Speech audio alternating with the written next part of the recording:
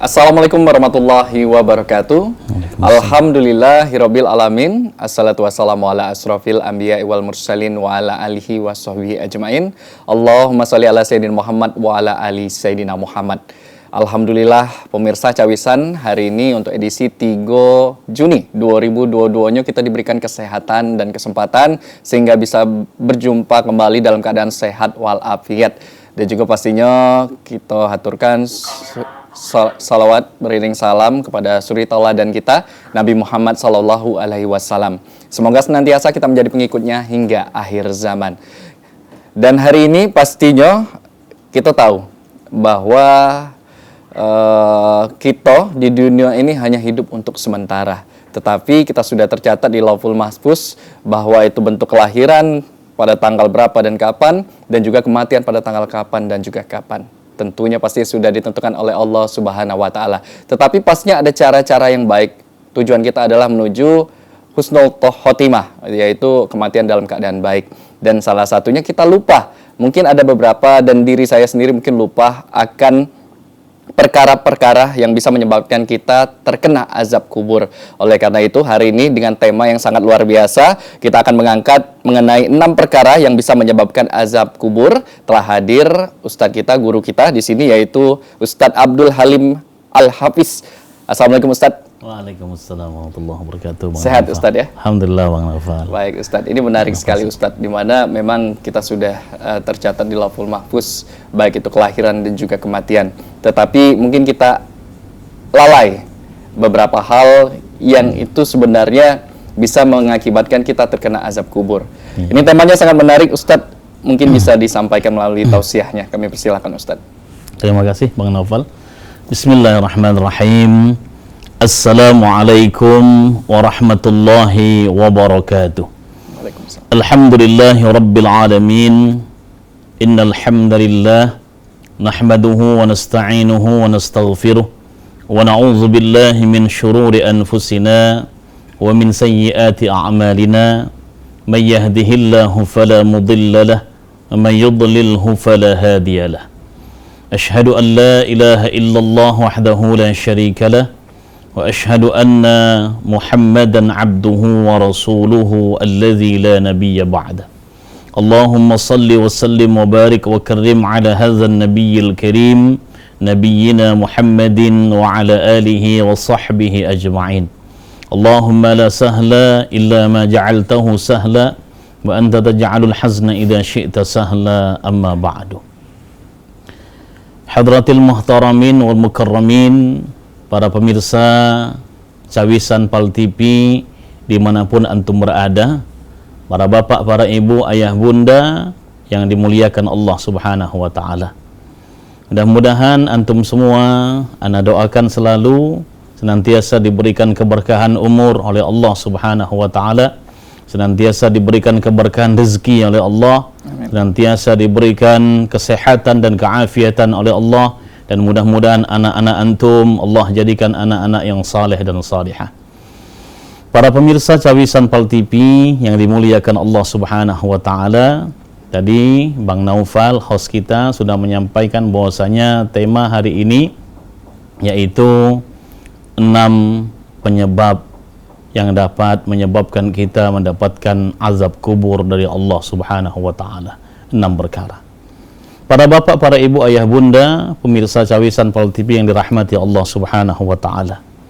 Setiap kita pasti menginginkan kematian yang husnul khatimah. Kematian yang penuh dengan keberkahan, keselamatan di sisi Allah Subhanahu wa Ta'ala. Pasti kita tidak menginginkan kematian yang su'ul khatimah. Rasulullah sallallahu alaihi wasallam bersabda, "Innal qabra awwalu manazilil akhirah. Fa in naja minhu fama ba'dahu aysara minhu wa illam yanja minhu fama ba'dahu asyadda minhu." Sesungguhnya liang kubur adalah awal perjalanan akhirat. Jika seseorang selamat dari siksanya, maka perjalanan selanjutnya akan lebih mudah.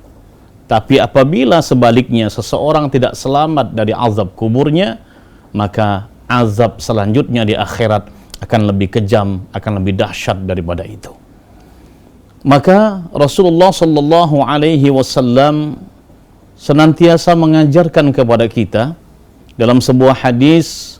Rasulullah mengajarkan bagaimana ketika kita tasyahud akhir, di akhir salat kita, salat wajib terutama salat 5 waktu, Rasul mengajarkan kepada kita untuk membaca doa yang dipanjatkan kepada Allah Subhanahu wa taala. Allahumma inni a'udzubika min azabi jahannam. Ya Allah, aku memohon perlindungan kepada Engkau dari azab neraka Jahannam. Wa min azabil qabri. Ya Allah, aku mohon perlindungan kepada Engkau dari azab kubur. Wa min fitnatil mahya wal mamat. Memohon perlindungan kepada Allah dari fitnah kehidupan dan fitnah kematian. Wa min syarri fitnatil masihid dajjal, dan memohon perlindungan dari fitnah masihid dajjal. Salah satu doa ini termaktub yaitu wa min azabil qabri. Kita memohon perlindungan kepada Allah dari azab kuburnya Allah Subhanahu wa taala. Betapa dahsyat azab kubur ini Bapak Ibu ayah bunda sekalian. Maka kita senantiasa berlindung kepada Allah agar jangan sampai kita terkena azab kubur yang demikian dahsyat ini. Karena kalau kita kena azab kubur, maka akan lebih dahsyat lagi nanti azab di neraka Allah Subhanahu wa taala. Apa saja yang dapat menyebabkan azab kuburnya Allah Subhanahu wa taala? Termaktub dalam hadis-hadis Rasulullah sallallahu alaihi wasallam yang saya rangkum, paling tidak ada 6 perkara yang dapat menyebabkan kita mendapatkan azab kubur dari Allah Subhanahu wa taala. Apa saja itu? Yang pertama, yang dapat menyebabkan azab kubur yaitu an-namimah, mengadu domba. Apa sih Ustaz an-namimah itu? An-namimah bima'na naqlul kalam minal ghair ilal ghair. Memindahkan perkataan dari satu orang kepada orang lain. Contoh, saya menjelek-jelekkan si A di hadapan Bang Naufal. Atau saya menjelek-jelekkan Bang Naufal di hadapan si A. Dengan tujuan supaya dua orang ini kemudian terjadi percekcokan, terjadi perselisihan, terjadi pertikaian, bebalah kemudian. Nah, bahasa kitanya bebalah. Tujuannya mengadu domba, naqlul kalam minal ghair ilal ghair, mengadu domba satu orang dengan orang yang lain, mengadu domba satu kelompok dengan kelompok yang lain. Kalau bahasa kerennya itu memprovokasi. Zaman macam ini lagi banyak nian orang jadi provokator. Di medsos, pacak jadi provokator. Di dunia nyata, pacak jadi provokator. Yang menyebabkan satu orang dengan orang lain kemudian bebalah. Tetangga satu dengan tetangga lain kemudian jadi bebalah. Tidak akor, gara-gara provokasi kita. Orang yang mengadu domba semacam ini besar dosanya di hadapan Allah Subhanahu wa taala. Dan nanti ketika dia meninggal dunia, dia akan mendapatkan azab dari Allah Subhanahu wa taala. Para pemirsa Cawisan Pal TV yang dirahmati Allah Subhanahu wa taala, ini mengadu domba hendaklah kita jauhi sejauh-jauhnya agar kita tidak mendapatkan siksaan di alam kubur kita oleh Allah Subhanahu wa taala.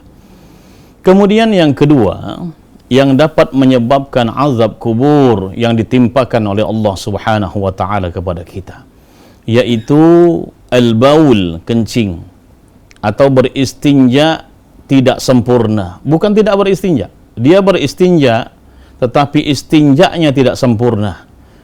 Mencuci kemaluannya tidak sempurna, membasuh kemaluannya tidak sempurna ketika habis BAK maupun BAB. Ini yang menyebabkan kemudian dia disiksa di alam kubur. Kenapa Ustadz? Gara-gara kencing baik kemudian orang disiksa di alam kubur? Ketika dia istinja tidak sempurna, masih ada sisa-sisa air kencing di pakaiannya, sisa-sisa air kencing di celananya, sisa-sisa air kencing di sempaknya, mohon maaf ya, di celana dalamnya. Kemudian dia pakai untuk salat itu, menghadap kepada Allah, maka tentunya salatnya, ibadahnya tidak akan diterima oleh Allah Subhanahu wa taala. Maka sangat perlu kehati-hatian dalam namanya istinja ini. Para bapak, para ibu, ayah, bunda sekalian yang rahmati Allah Subhanahu wa taala. Bagaimana ajaran Rasulullah tentang istinja ini? Ketika kita istinja, ketika kita membersihkan kemaluan kita sehabis BAK maupun BAB, terutama BAK, buang air kecil. Banyak sekali orang yang disiksa di alam kuburnya gara-gara hal yang sepele ini, gara-gara air kencing ini. Suatu kali Rasulullah sallallahu alaihi wasallam lewat di sebuah pekuburan. Kemudian Rasulullah mendengar di kuburan itu ada dua ahli kubur yang sedang disiksa oleh Allah Subhanahu wa taala. Rasul mendengar, sahabat yang lain tidak mendengar, karena Rasulullah bisa mendengar apa yang orang lain tak bisa mendengar. Rasul bisa melihat apa yang orang lain tak bisa melihatnya. Kemudian Rasulullah mengiba, hatinya menjadi iba, kasihan Rasulullah. Kemudian Rasulullah mengambil pelepah kurma yang masih basah di atas dahannya. Kemudian Rasulullah ambil pelepah kurma, Rasulullah koyak menjadi dua ini pelepah kurma. Rek, dikoyak menjadi dua. Kemudian satu bagian pelepah kurma ditancapkan di kuburan si A, satu bagian lagi ditancapkan di kuburan si B. Seraya Rasulullah berdoa kepada Allah, la'allallaha yukhaffifu 'azabahuma ma lam yaibas. Mudah-mudahan Allah meringankan azab mereka berdua sepanjang ini pelepah kurma belum kering adanya. Doa Rasulullah sallallahu alaihi wasallam diijabah oleh Allah Subhanahu wa taala. Ini dua orang disiksa di alam kubur karena dua sebab. Yang pertama, orang ini yang pertama namimah, mengadu domba, yang kedua karena kencingnya. Para bapak, para ibu, ayah, bunda yang dirahmati Allah Subhanahu wa taala, maka ajaran Rasulullah ketika kita istinja, ketika habis buang air kecil, hendaklah berdehem untuk laki-laki maupun perempuan. Berdehem ini untuk apa Ustaz tujuannya? Supaya sisa-sisa air kencing yang ada di kemaluan kita semuanya keluar dengan berdehem. Kemudian dengan cara diurut dari pangkal menuju ke ujung. Ini cara yang kedua. Dibersihkan sebersih-bersihnya supaya apa? Ketika kita menghadap kepada Allah Subhanahu wa taala, ketika kita salat, ibadah kepada Allah, salat kita diterima. Maka syarat sahnya salat itu paling tidak ada 3, Bang Naufal. Yang pertama, yaitu suci tempatnya dari najis dan kotoran, dari hadas kecil maupun hadas besar. Kemudian yang kedua, suci pakaiannya, yang kita pakai harus suci. Kemudian yang ketiga, suci badannya dari najis maupun juga hadas kecil maupun hadas besar. Kalau salah satu di antara ketiga syarat ini tak ada, maka salatnya tidak akan diterima oleh Allah Subhanahu wa taala. Al-baul, yaitu kencing, ini dapat menyebabkan azab kubur dari Allah Subhanahu wa taala. Na'udzubillah min zalik. Dan itu baru 2 perkara yang menyebabkan bisa terkena azab kubur. Betul. Dan Nabi Muhammad sallallahu alaihi wasallam pun telah memberikan contohnya, di mana ketika beliau, seperti yang kata Ustadz tadi, melewat di pemakaman, melihat ada 2 orang, 2 almarhum lah, yang terkena azab kubur. Betul. Dan karena 2 perkara itu, masih ada 4 perkara lagi. Ini yang belum kita bahas. Jadi untuk pemirsa Cawisan hari ini jangan kemana-mana, karena pantengi di sini di 0711380022. Kita bakalan terima juga penelpon yang pengen bertanya langsung tentang tema kita, yaitu 6 perkara yang menyebabkan azab kubur. Sesaat lagi.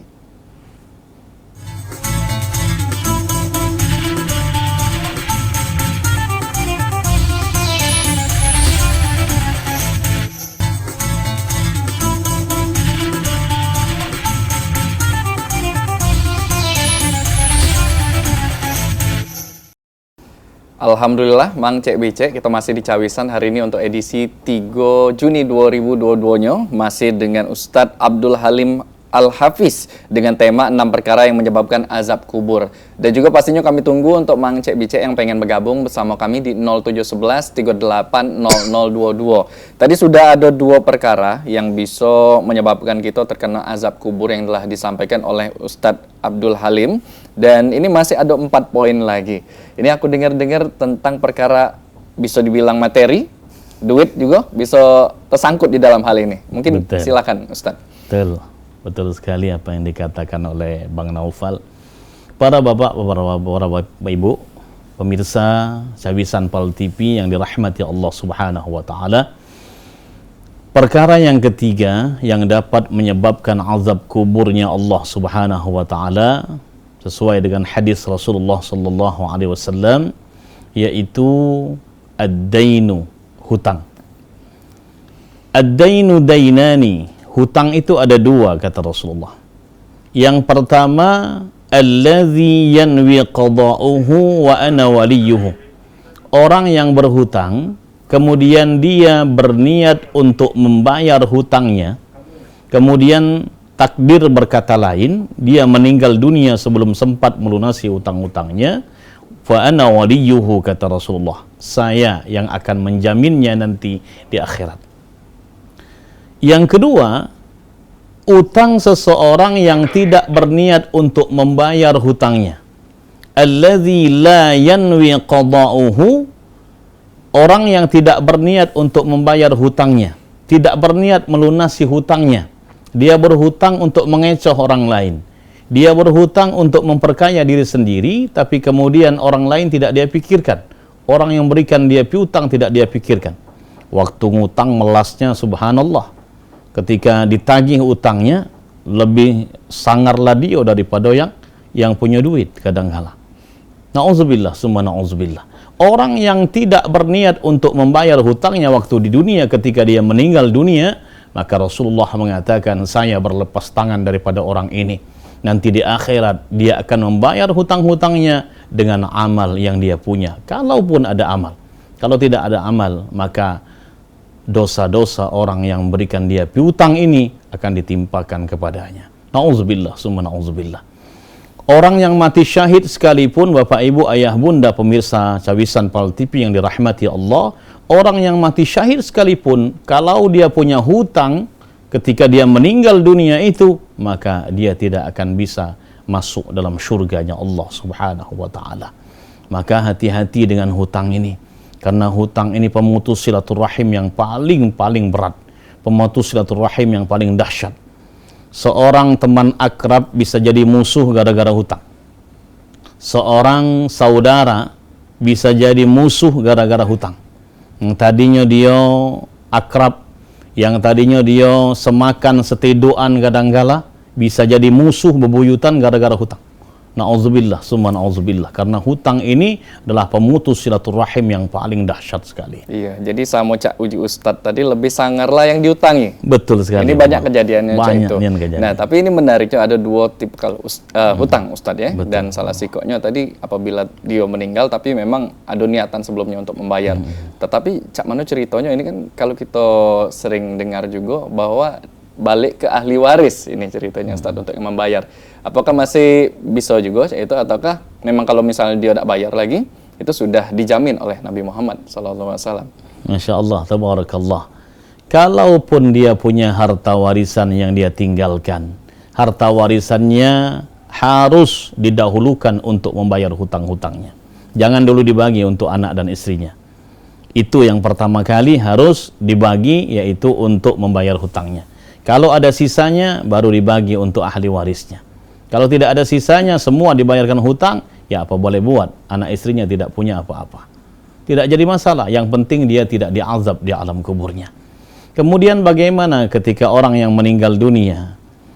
Ketika dia meninggal dunia hendak dikuburkan, biasanya ahli warisnya ngomong, para bapak, para ibu, para hadirin hadirat sekalian yang hadir pada pemakaman hari ini, kalau mungkin ini ahli kubur, ini keluarga kami yang meninggal dunia, ada sangkut paut hutang piutang dengan bapak ibu, silahkan menghubungi kami ahli warisnya untuk menyelesaikan permasalahannya.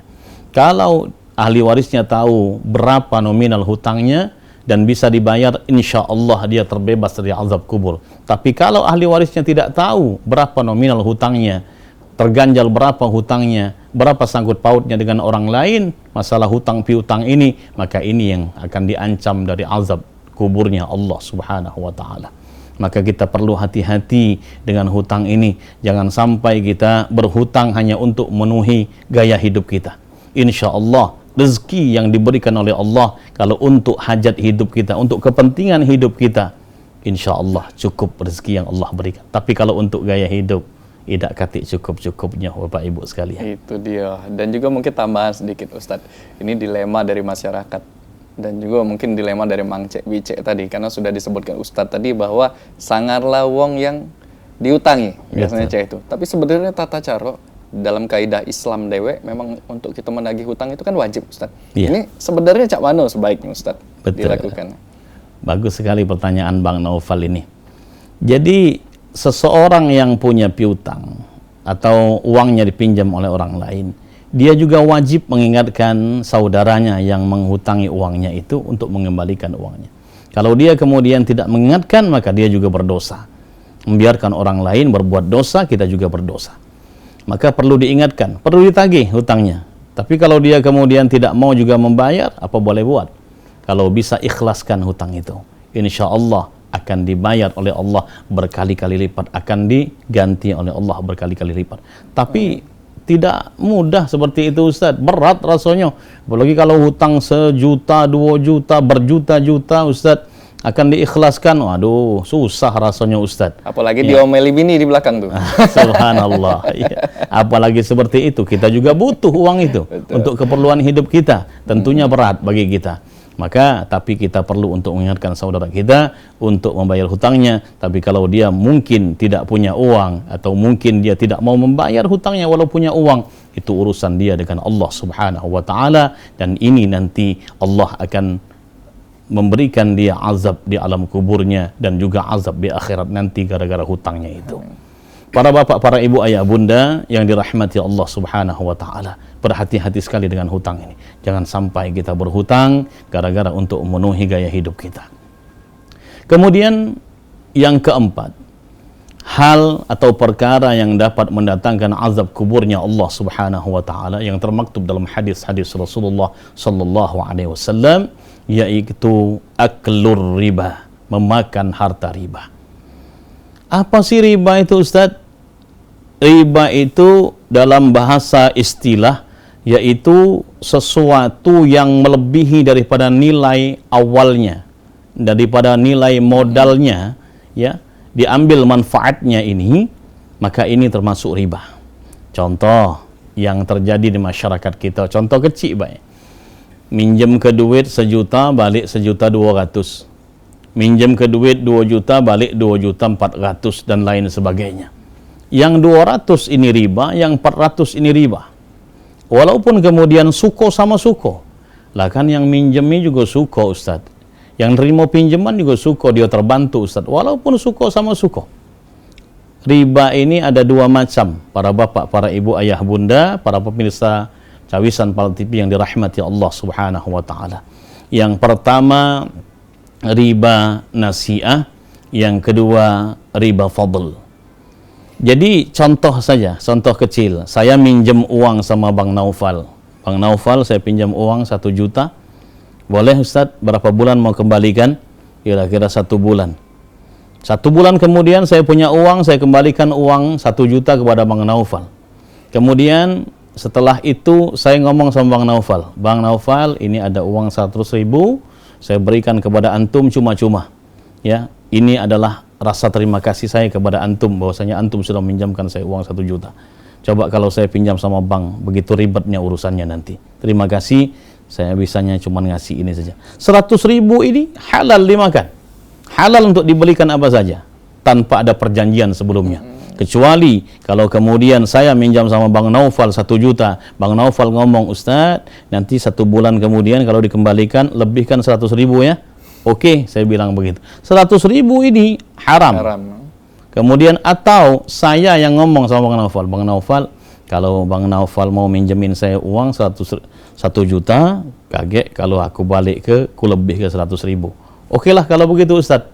Ada perjanjian di awal semacam ini riba.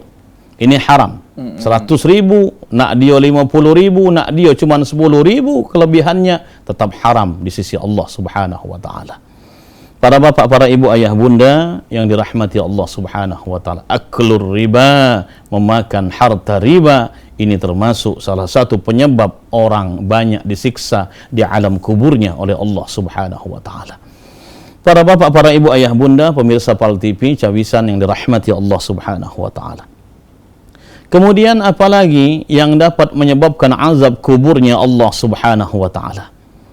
Kata Rasulullah sallallahu alaihi wasallam dalam berbagai hadis, yaitu orang-orang yang membaca Al-Qur'an namun dia tidak mengamalkan isi kandungan Al-Qur'an yang dia baca. Quran hanya sekedar di mulutnya baik. Quran hanya sekedar di lidahnya baik. Quran hanya sekedar di bibirnya baik. Dibaca setiap hari, tapi dia tidak pernah mengamalkan isi kandungan Al-Quran yang dia baca. Maksiat tetap jalan, ngomong wong tetap jalan, mengadu domba wong tetap jalan, kemudian menggunjing orang lain tetap jalan, kemudian zalim kepada orang lain tetap jalan, berzina tetap jalan. Na'udzubillah. Orang membaca Quran namun dia tidak mengamalkan isi kandungan Al-Quran ini orang yang akan diazab di alam kuburnya oleh Allah Subhanahu wa ta'ala. Apa sih kewajiban kita kepada Al-Quran ini, Ustaz? Supaya kita tahu kewajiban kita kepada Al-Quran ini, supaya kita dapat melaksanakan kewajiban ini. Kata Imam Al-Ghazali rahimahullahu ta'ala, kewajiban kita kepada Al-Quran ada 4, ayah bunda. Apa itu, Ustaz? Ada 4 ta. Saya bilang ada 4 ta. Yang pertama tahsinul Quran, yang kedua tahfizul Quran, yang ketiga yaitu tafhimul Quran, yang keempat yaitu tatbiqul Quran. Ini yang harus kita laksanakan, kewajiban kita kepada Al-Quran. Yang pertama tahsinul Quran, yaitu memperbagus bacaan Al-Quran kita. Tajwidnya diperbaiki, fasahahnya diperbaiki, makharijul hurufnya diperbaiki. Ini kewajiban kita kepada Al-Quran. Kemudian yang kedua, tahfizul Quran. Setelah kita bisa baca dengan baik, makhrajnya juga baik, fasahahnya juga baik, sudah dimusaffahahkan dengan guru kita baik bacaan kita, gurunya juga punya sanad yang baik, kemudian baru kita boleh menghafal Quran karena bacaan sudah baik. Baik, dan itu pastinya itu baru dua hal dalam pembacaan Al-Quran yang baik dan juga benar, dan juga bagaimana cara kita untuk mengamalkannya agar terhindar dari azab kubur. Masih ada beberapa poin lagi tentang orang yang membaca Al-Quran tapi tidak mengamalkan isinya, sebagaimana Al-Quran ini sebagai pedoman kita hidup untuk menuju akhirat yang kita tuju nantinya. Betul sekali. Jadi untuk Mang Cek Bice mungkin yang pengen bergabung bersama kami, masih kami tunggu di 0711 38 0022. Setelah yang siko ini tetap bersama kami.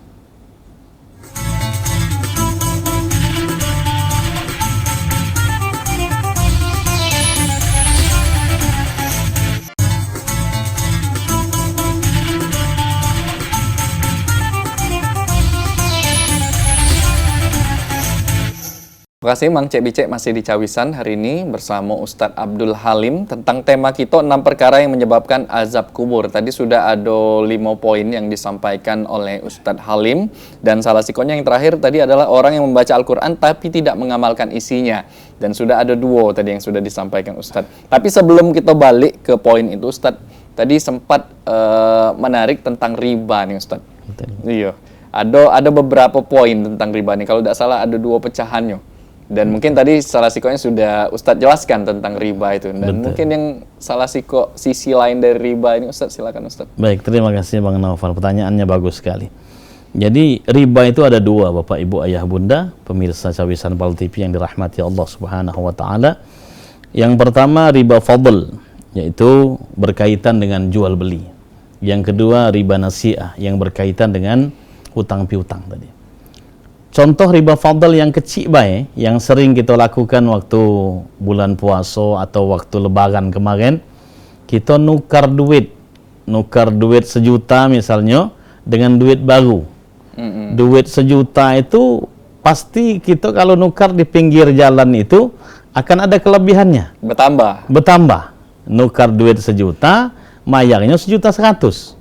Nukar duit 1 juta, bayarnya 1.200.000 kadang-kala. Yang 200 ini termasuk riba. Mau tidak mau Bapak Ibu sekalian. Jadi mak mana Ustadz? Kami kan butuh. Kalau butuh, tukarlah di bank. Ya, walaupun kita harus antri dulu, insya Allah kita terhindar dari yang namanya riba. Kemudian juga yang kedua yaitu riba nasi'ah. Ini yang berkaitan dengan hutang piutang tadi.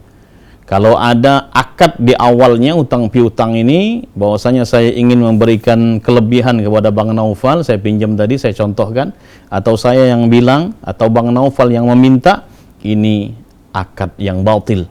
Ini riba, dan riba haram di sisi Allah Subhanahu wa taala. Berapapun kelebihannya, mau 10.000, 50.000, 100.000, lebih daripada itu, riba ini haram di sisi Allah Subhanahu wa taala. Para bapak, para ibu, ayah, bunda yang dirahmati Allah Subhanahu wa taala. Kembali lagi dari pembahasan kita kepada kewajiban kita kepada Al-Qur'anul Karim. Yang kedua tadi sudah kami sampaikan, yaitu tahfizul Quran. Kita menghafal ayat-ayat Al-Quran. Orang yang di dalam hatinya tidak ada Al-Quran sama sekali, kata Rasulullah, seperti rumah yang roboh. Bagaimana rumah yang roboh, rumah yang rusak ini? Rumah yang rusak ditinggalkan oleh penghuninya, rumah yang rusak kemudian tidak dirawat oleh penghuninya, masuklah di dalamnya binatang-binatang melata, binatang-binatang buas, kadangkala ada anjing di dalamnya, ada ular di dalamnya, kemudian masuk juga dedemit, genderuwo, suster ngesot misalnya, pocong dan lain sebagainya ke dalam rumah itu, karena rumahnya tidak dirawat, rumah yang rusak. Begitu juga hati seseorang, hati seorang muslim muslimah yang di dalamnya tidak pernah ada hafalan Quran, tidak pernah menghafal Quran, tidak pernah membaca ayat-ayat Al-Quran, maka termasuk di dalamnya seperti rumah yang roboh. Maka perlu kita untuk menghiasi hati kita dengan bacaan Al-Quran. Kemudian yang ketiga, kewajiban kita kepada Al-Quran, ayah bunda, yaitu tafhimul Quran.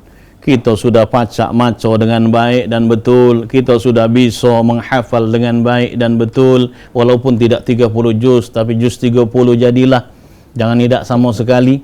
Kemudian yang ketiga kewajiban kita, yaitu tafhimul Quran, memahami isi kandungan ayat-ayat yang kita baca.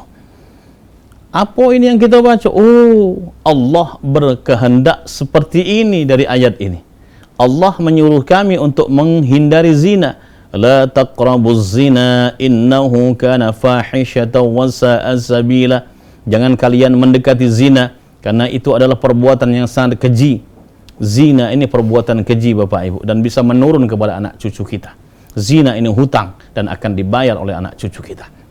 Jangan mendekati zina, berpacaran, berkhalwat, berdua-duaan, laki-laki perempuan yang bukan muhrim, ini termasuk mendekati zina. Jangan mendekati zina.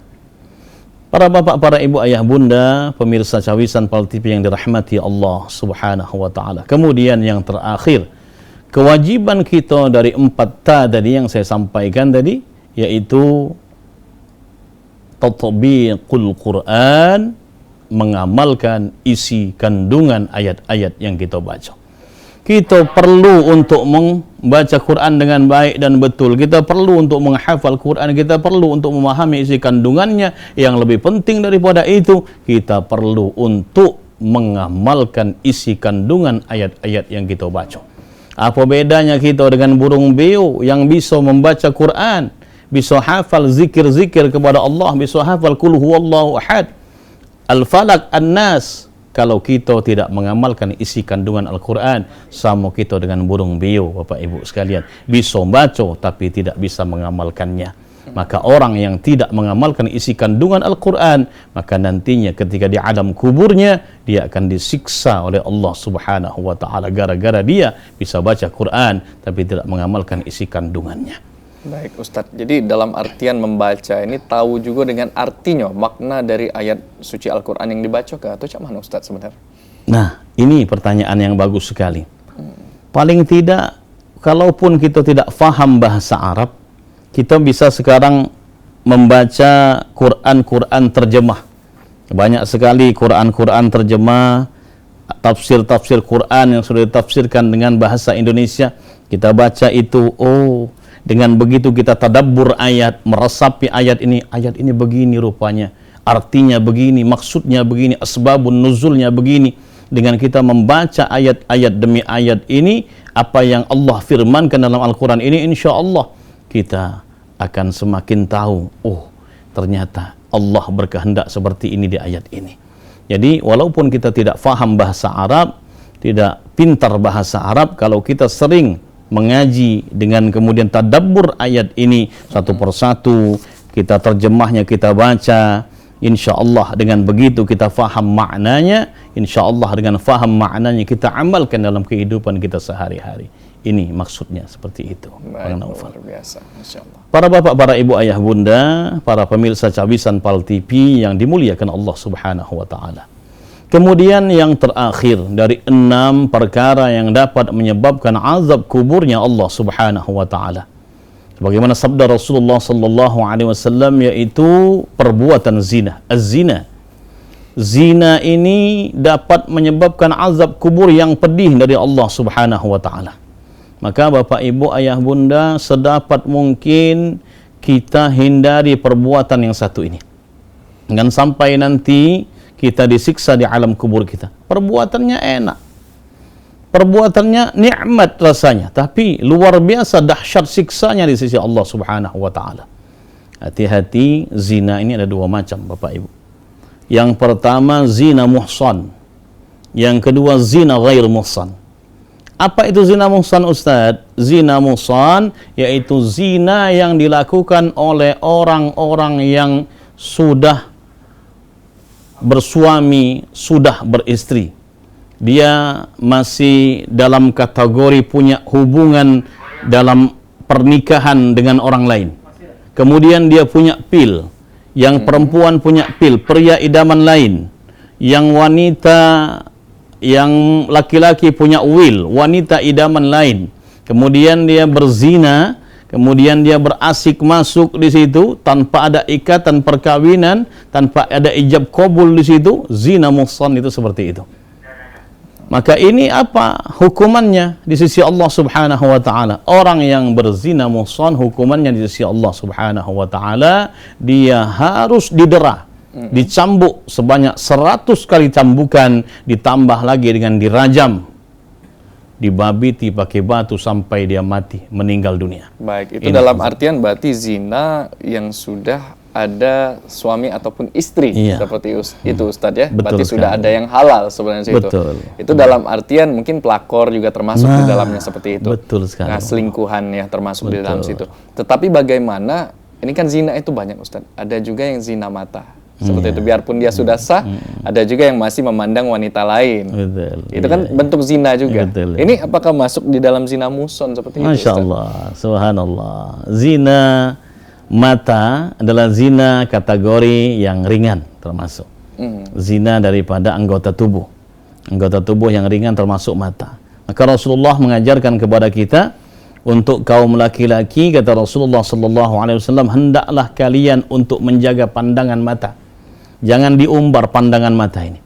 Suatu yang berlebih-lebihan yaitu memandang lawan jenis dengan nafsu syahwat. Ini perlu untuk dihindari. Salah satu hal yang dapat membatalkan pahala puasa kita kemarin di bulan Ramadan, termasuk puasa sunnah kita juga, yaitu memandang lawan jenis dengan nafsu syahwat. Ini yang dapat menghancurkan pahala puasa kita di hadapan Allah Subhanahu wa taala. Jadi zina mata ini termasuk zina kategori kecil. Termasuk juga onani, zina tangan, itu masturbasi, zina tangan ini zina yang kecil. Apa dosanya di sisi Allah Subhanahu wa taala. Kalau zina alat kelamin itu besar sekali dosanya di sisi Allah Subhanahu wa taala. Baik, dan ini menariknya zina ini ada 2 kategori, ada zina muhson dan juga ghairu muhson, yaitu Ustaz ya.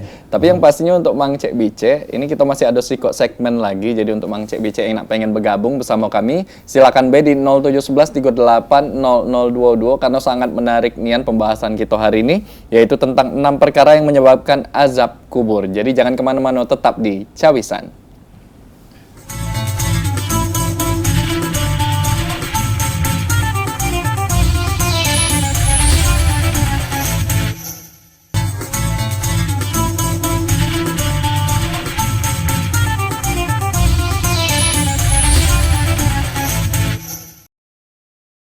Mau kasih Mang Cek Bice masih di Cawisan dan ini segmen terakhir, jadi diatur be untuk Mang Cek Bice yang ingin bergabung bersama kami di 0711380022 tentang tema kita 6 perkara yang menyebabkan azab kubur.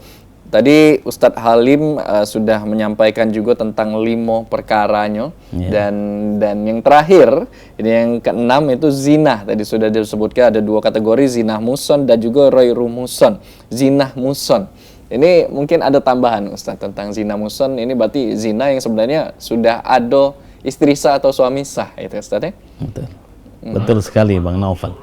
Zina muhsan ini Bapak Ibu, seperti yang sudah saya sampaikan tadi di awal, bahwasanya zina muhsan ini dilakukan oleh orang-orang yang sudah bersuami, oleh orang-orang yang sudah beristri, janda maupun duda.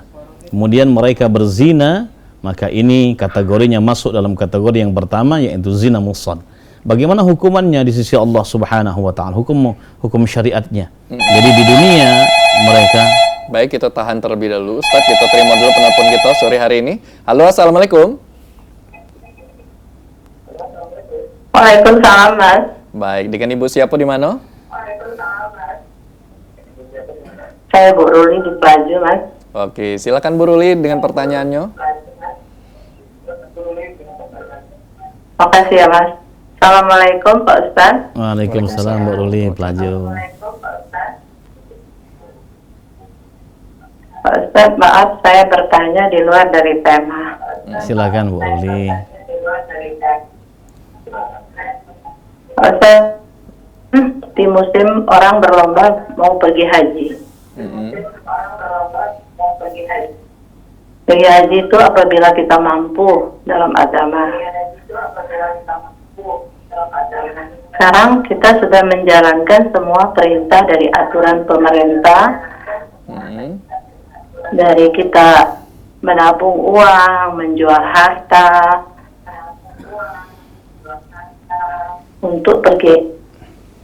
Pada saatnya kita tidak diizinkan untuk berangkat dikarenakan usia kita tidak memenuhi syarat. Nah, jadi itu apakah itu tidak suatu dosa untuk yang melarang kita untuk berangkat? Sementara kita mau pergi haji itu menyerahkan diri kita kepada Allah, ikan hati kita. Kalaupun sakit ada dokter, kalaupun biaya mahal kita bayar, dan kalaupun meninggal sudah ajal. Nah, ini bagaimana? Mohon penjelasan dari Pak Ustadz. Tapi maaf, dari dinas pemerintahan juga saya bukan mau menggurui, tapi saya merasa kurang puas untuk pelarangan ini. Baik. Itu saja Pak Ustadz. Terima kasih. Assalamualaikum. Waalaikumsalam warahmatullahi wabarakatuh. Ini yang jadi banyak permasalahan Betul juga. sekali. Jadi pertanyaan dari masyarakat tentang berangkat haji. Benar, Ada batasan Bang usianya nih Ustaz. Benar Ini nih gimana, Bang Ustaz? Naufal. Ibu Ruli di Pelaju yang dirahmati Allah Subhanahu wa taala, pertanyaannya sangat bagus sekali. Ibu Ruli ini cerdas sekali memahami hal ini. Subhanallah. Inilah salah satu daripada kebijakan pemerintah Arab Saudi yang kemudian mau tidak mau pemerintah Indonesia kemudian harus mematuhinya, yaitu tentang masalah umur. Umur daripada calon jemaah haji ini ada batasan umurnya. Lebih daripada 65 tahun maka tidak boleh untuk berhaji untuk tahun ini. Ini terganjal dengan masalah umur. Banyak sekali para calon jemaah haji yang kemudian kecewa dengan kebijakan seperti ini dari pemerintah Arab Saudi. Mereka sudah mengumpulkan uang bertahun-tahun, mereka sudah menunggu bertahun-tahun, usianya kemudian sudah tua. Mungkin sekali mereka tidak akan mencapai umur mungkin ketika harus berangkat nantinya, atau mereka sudah meninggal duluan ketika harus berangkat nantinya. Subhanallah. Tapi innallaha ma'as sabirin. Allah itu bersama orang-orang yang sabar insyaallah. Ibu Ruli kembali kepada apa yang disampaikan oleh Rasulullah sallallahu alaihi wasallam.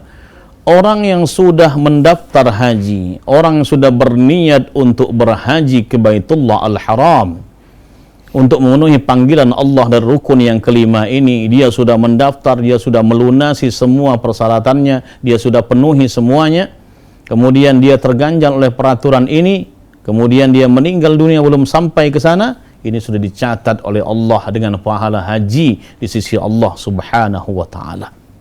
Ini yang pertama yang harus kita pahami. Kemudian yang kedua, ya paling tidak kita ini harus kemudian ati'ullah wa ati'ur rasul wa ulil amri minkum. Kita taat kepada Allah, taat kepada Rasulullah, dan taat kepada ulil amri.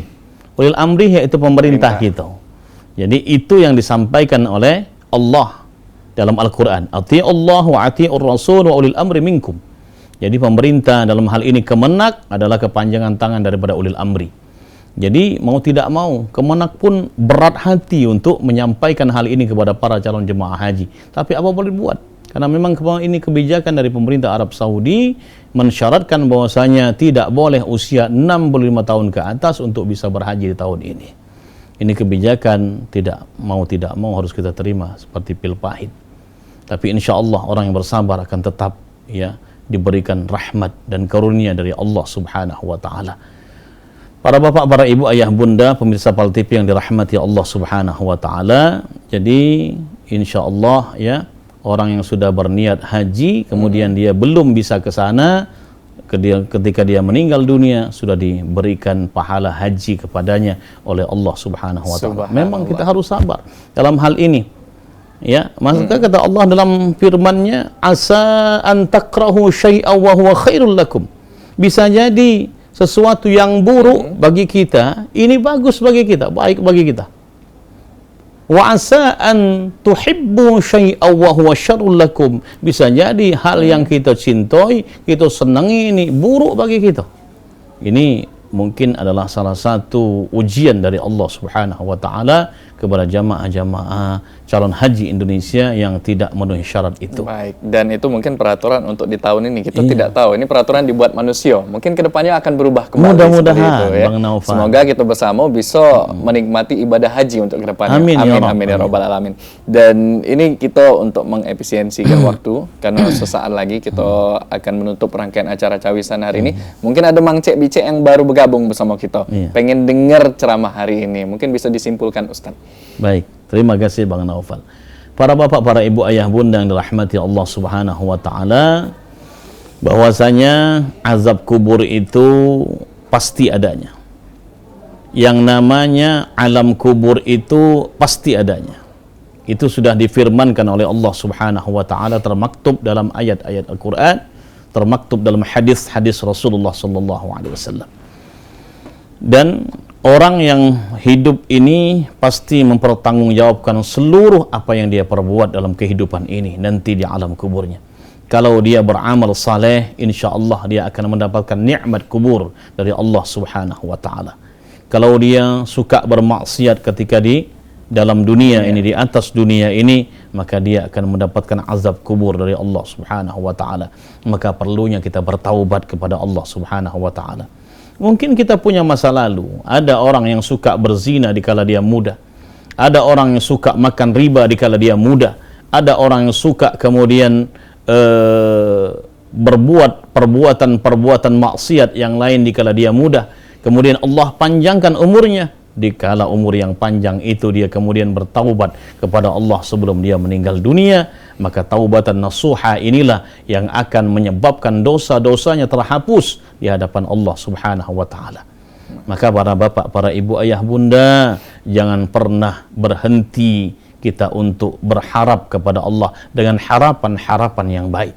Jangan pernah berhenti untuk beristighfar kepada Allah Subhanahu wa Ta'ala. Jangan pernah berhenti untuk salat taubat kepada Allah. Jangan pernah berhenti untuk memohon ampun kepada Allah Subhanahu wa Ta'ala. Inilah yang akan menghantarkan kita di akhir yang baik. Inilah kemudian kita akan mendapatkan maghfirah dan ampunan dari Allah Subhanahu wa Ta'ala. Para bapak, para ibu, ayah, bunda, para pemirsa Cawisan Pal TV yang dirahmati Allah Subhanahu wa Ta'ala, hindari apa yang tadi sudah disampaikan di atas dari hadis-hadis Rasulullah sallallahu alaihi wasallam, yaitu namimah, provokasi. Kemudian yang kedua, tidak sempurna dalam beristinja ketika BAK maupun BAB, karena akan menyebabkan pahala ibadah kita tidak diterima oleh Allah Subhanahu wa Ta'ala. Kemudian yang ketiga, hutang kita kepada orang lain. Kemudian yang keempat, memakan riba. Kemudian yang kelima, orang yang berzina kemudian tidak sempat bertaubat ketika dia meninggal dunia. Kemudian 6, orang yang baca Al-Quran tapi tidak mengamalkan isi kandungan Al-Quran yang dia baca ini. Inilah orang-orang yang akan diazab di alam kuburnya oleh Allah Subhanahu wa Ta'ala. Mudah-mudahan kita semua, para pemirsa Pal TV Cawisan dimanapun antum berada, Allah hindarkan dari hal-hal yang demikian, dari keenam perkara yang menyebabkan azab kubur itu, dan mudah-mudahan Allah senantiasa bimbing jalan kita menuju jalan yang diridhai, dan pada akhirnya kita nanti dimatikan oleh Allah Subhanahu wa taala, kita diambil nyawa kita oleh Allah Subhanahu wa taala dalam keadaan yang terbaik, dalam keadaan husnul khatimah. Amin, amin, Allah ya jauhkan Rabbal kita dari kematian yang su'ul khatimah, dan kita mendapatkan nikmat-nikmat kubur dari Allah Subhanahu wa taala. Amin ya rabbal alamin. Baik, terima kasih Ustadz Abdul Halim Al-Hafiz yang telah memberikan kita informasi di majelis kita hari ini di Cawisan tentang 6 perkara yang menyebabkan azab kubur, dan pastinya hidup di dunia ini hanya sementara, jadi kita penuhi dengan kebaikan agar kitanya pasti diberkahi dalam dunia dan juga diselamatkan dalam akhirat kelak. Dan terima kasih sekali lagi Ustadz yang telah menjadi narasumber kita hari ini di Cawisan untuk edisi 3 Juni 2022-nya. Aku Mang Cek Nopal, mewakili kerabat kerja yang bertugas mengucapkan terima kasih. Wabillahi taufiq wal hidayah. Wassalamualaikum warahmatullahi wabarakatuh. Waalaikumsalam warahmatullahi wabarakatuh.